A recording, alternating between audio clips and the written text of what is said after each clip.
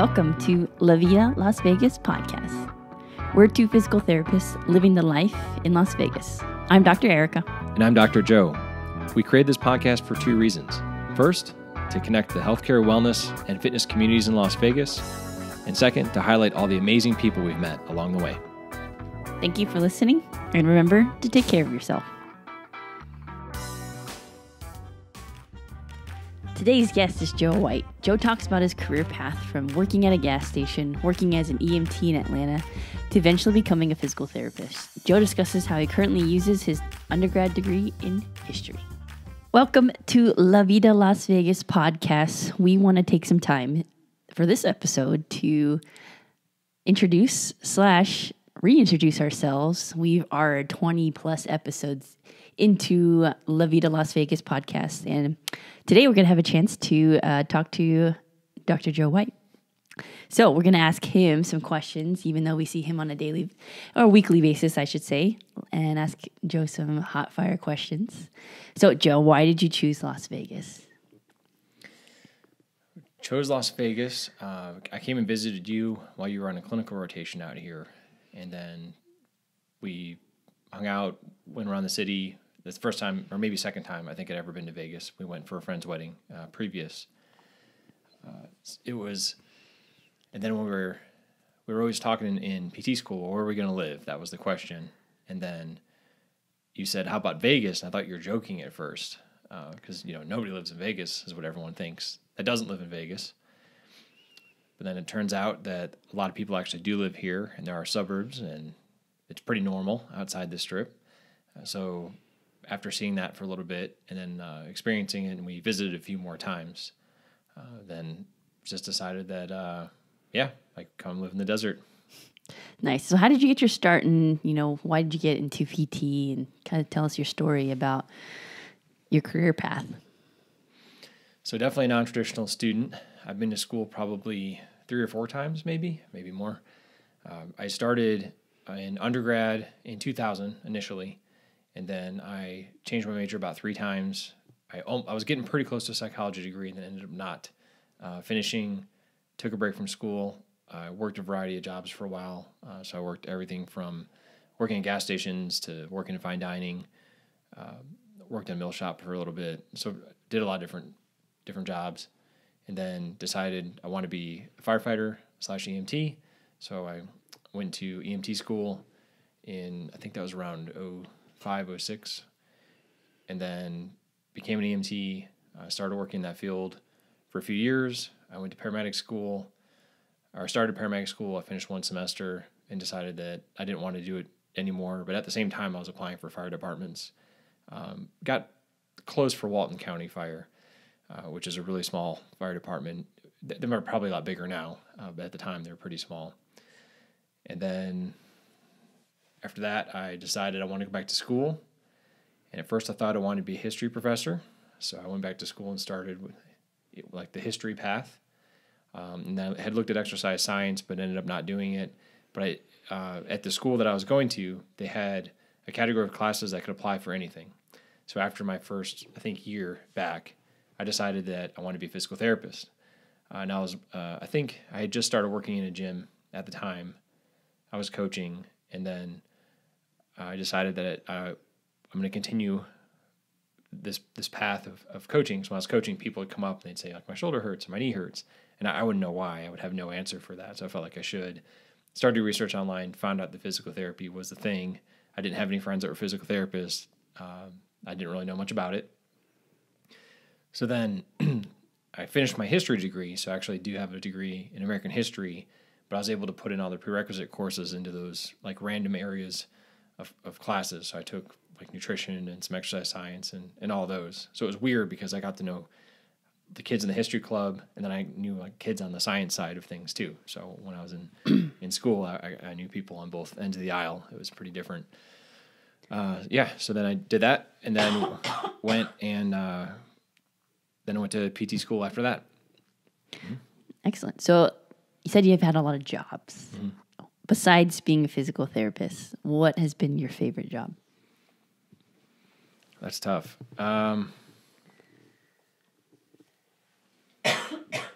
So there I would say, I don't know. As far as jobs that I really liked the people at, I've had a few. When I worked at the gas station, you pretty much worked alone, like because I worked overnights. So that was not my favorite, but it did teach you to be really fast and to multitask. So that was kind of cool. But when I worked at the fine dining restaurant, I met a couple people there that I'm still friends with to this day. And then when I worked for a industrial supply company as well, and that one had a lot of cool people at it, and some of them I still talk to. So I learned a lot too working at that job. Mm-hmm. Mm. And you talked about your history major. So let's talk about your favorite period of time in history. I would say World War II. That's what I did most of my studies on. And there's a group called the OSS, which was an interesting group that was made by this guy named Bill Donovan. And it was a group that was kind of like the precursor to what would later become like the CIA. But this group did a lot of different things, and they were very non-conventional at the time. Like they hired professors as like spies. They hired a lot of women, which at the time was like not as common as now to be spies. The guy that was the head of it was like very insightful. Like he could see, if you hire women and train them as spies, then get them hired as a secretary at somewhere no one will suspect them. And then meanwhile, they're like stealing documents in the middle of the night or doing something, some secret squirrel stuff. It's very interesting. Sometimes the book can get hard to get on that subject over time, depending on which one it is. So what's something during World War II that, as you researched, you realize it's very different or some people might not know about during that time? As far as like something that'd be contrary to common knowledge for history? Mm-hmm. I think that you would assume that everybody was fighting, but it's really like small groups of people that did the majority of the fighting. So there's a ton of different groups that are like support elements, and they deal with logistics and transport, like all kinds of stuff. So when you would look at like all the movies, it shows like just the small percent of the people that are actually like on the front lines doing the fighting, and I'm assuming that's probably common to like nowadays too. Like not everyone that was World War II or was in World War II was always on the front lines. Okay. So like the support people or like the things that are happening in the background is essentially what was not portrayed on news channels or modern day TV. Mm-hmm. Yeah, you just don't see it as common. I mean, sometimes there's like books about it, but there are, of course, like all different kinds of different things that always occur behind the scenes that people don't just give credit for. Mm-hmm. Kind of like in movies, there's like tons of people working behind the scene, but you just see Iron Man doing something, so you don't really see all those people. Mm-hmm. So in general, history is either loved or not interesting to some people. But why do you think that history is so important?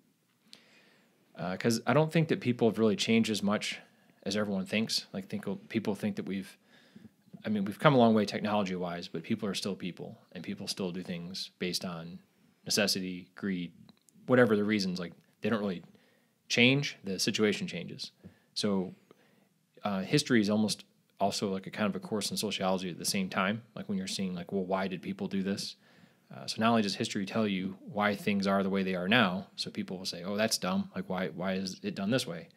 Well, there's probably a reason for it. Like most things develop over time, and then they morph into whatever they are. And it's not always the most efficient thing. It's just that like that's like how it is, or how it went along that path.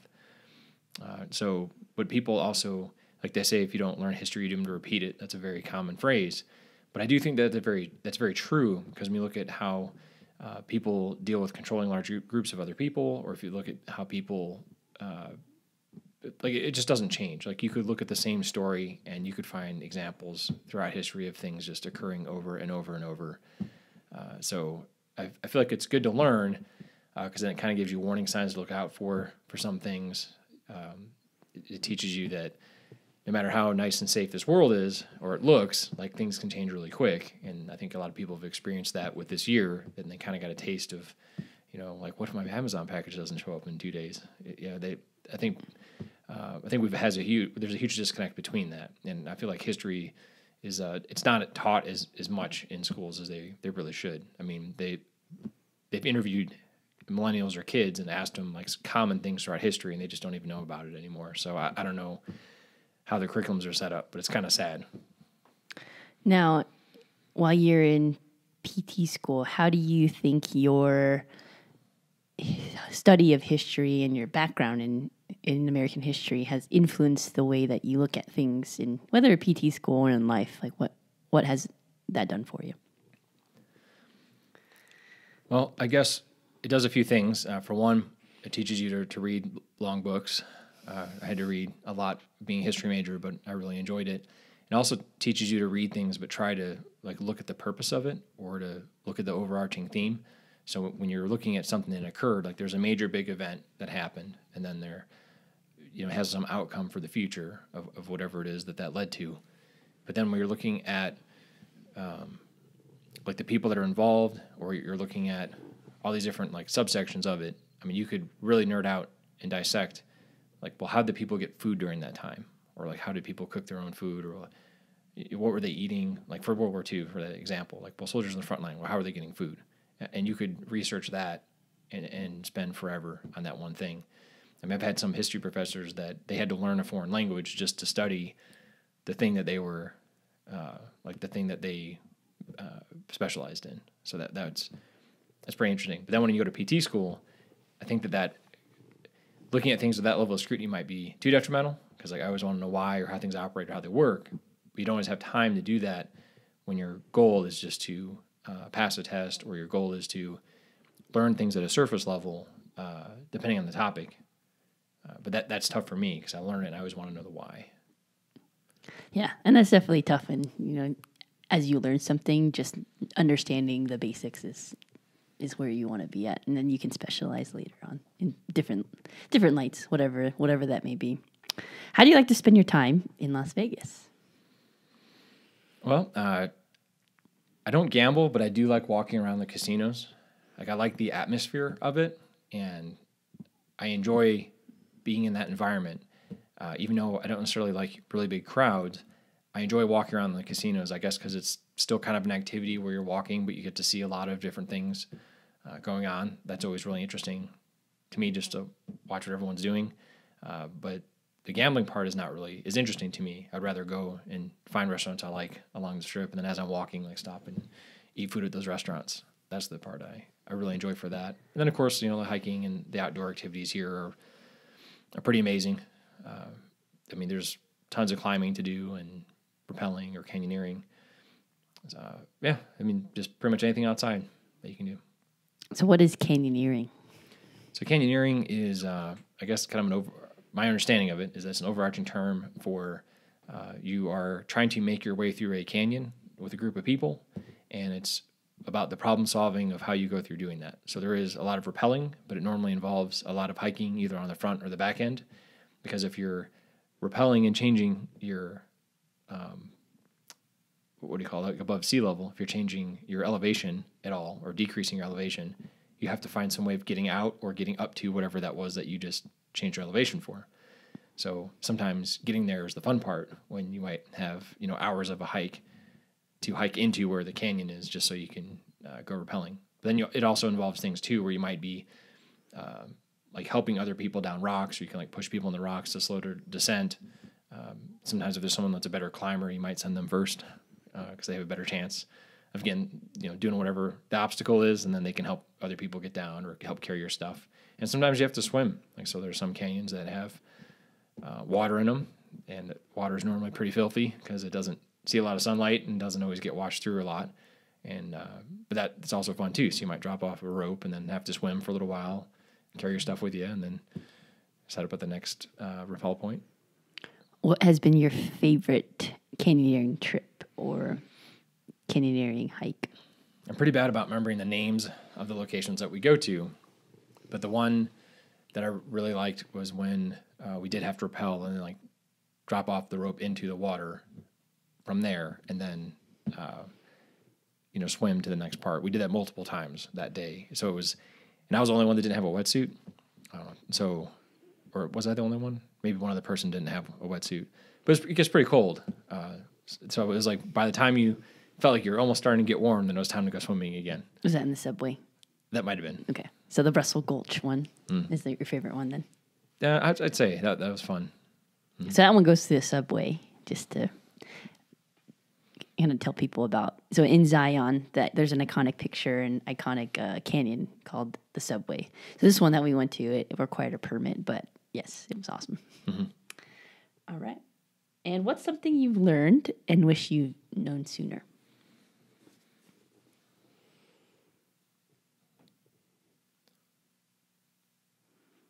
I'd say I'm still working on it, but budgeting your time is probably one of the most important things that you can do. So that's something that is difficult for me because I lose track of time really fast, probably because I get too much involved in the details for things.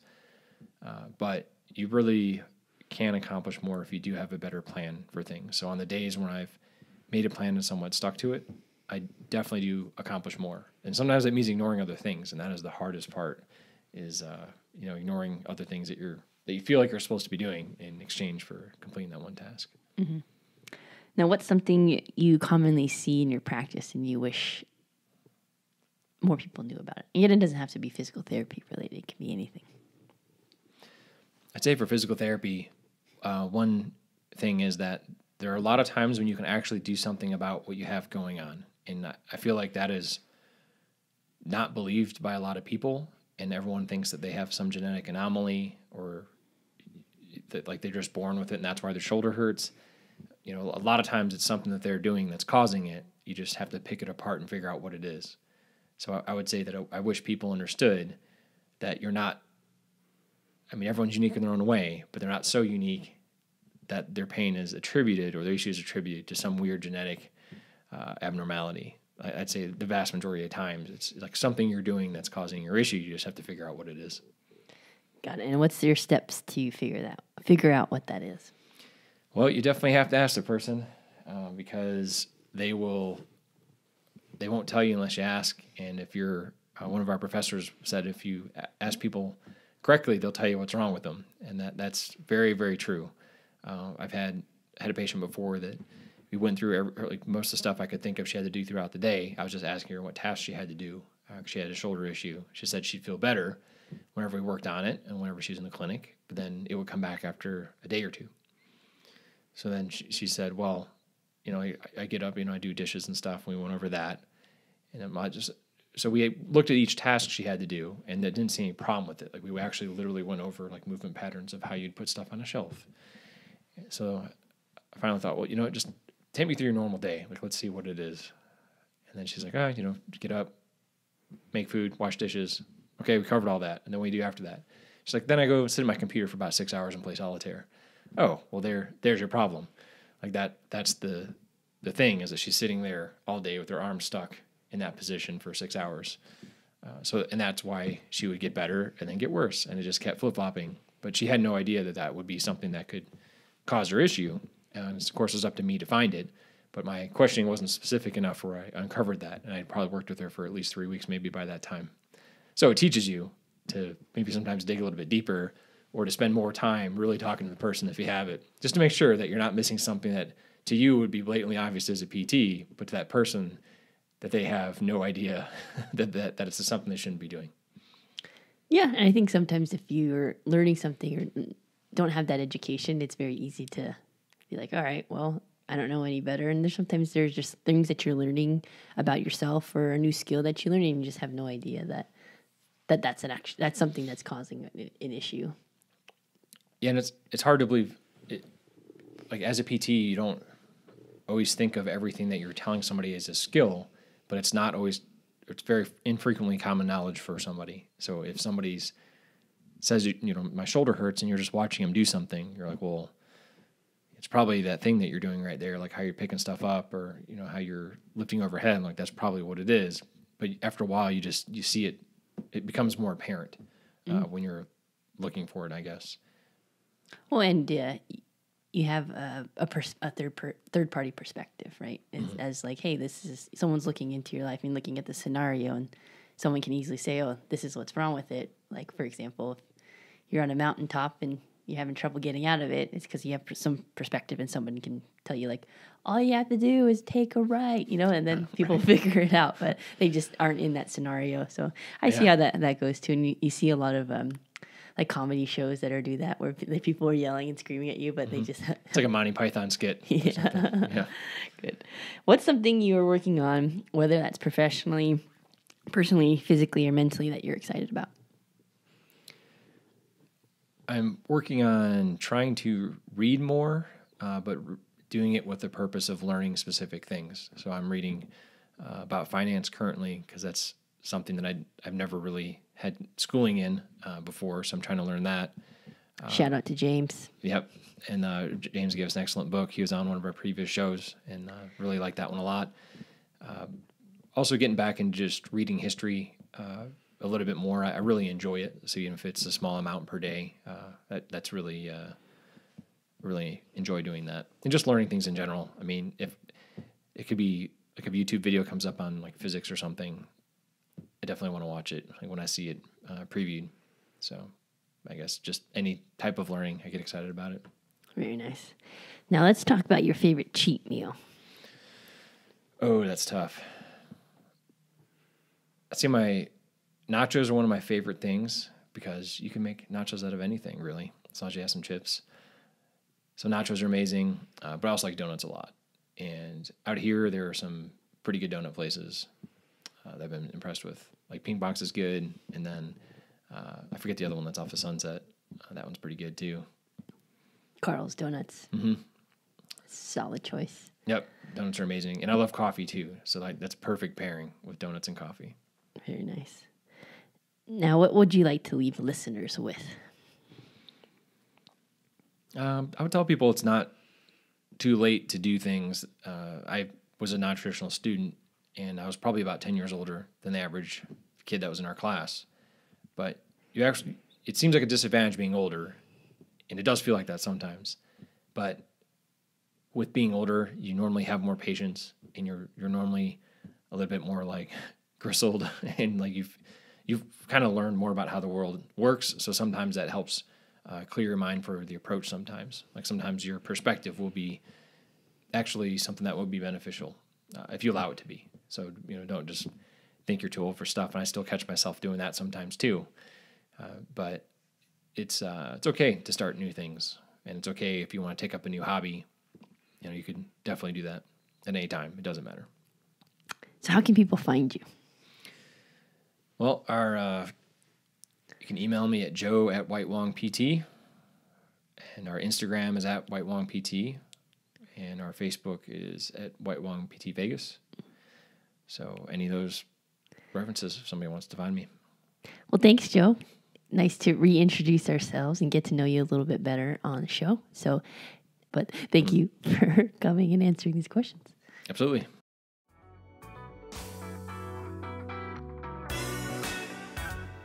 We'd like to thank you for listening to La Vida Las Vegas Podcast. We hope you enjoyed the time with our guests as much as we did. It would help us out so much if you could share, subscribe, or review our podcast, or any combination of the three.